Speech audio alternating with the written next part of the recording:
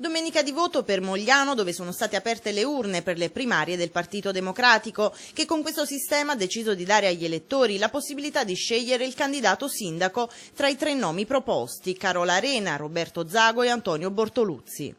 Ritengo che le primarie siano uno strumento di altissima democrazia e che coinvolga naturalmente i cittadini per questo tipo di individuazione del candidato che poi governerà la nostra città.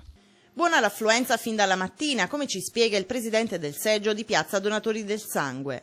Benissimo, non ci lamentiamo per l'affluenza finora rilevata. Ammessi al voto anche gli stranieri regolarmente residenti.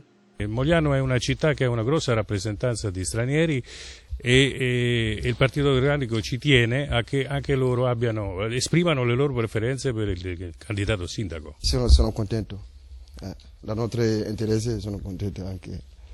Intanto nel giorno delle primarie del PD in centro a Mogliano erano presenti gazebo di altri partiti, tra cui quello del PDL, che ha voluto essere presente nonostante non abbia ancora espresso il candidato. Così, mentre la Lega sembra sempre più convinta nella scelta di appoggiare la lista Azzolini, il co-coordinatore locale azzurro Torino Celebrin prova a spingere perché venga individuato il nome al più presto e forse nella prossima settimana dovrebbero sciogliersi le ultime riserve.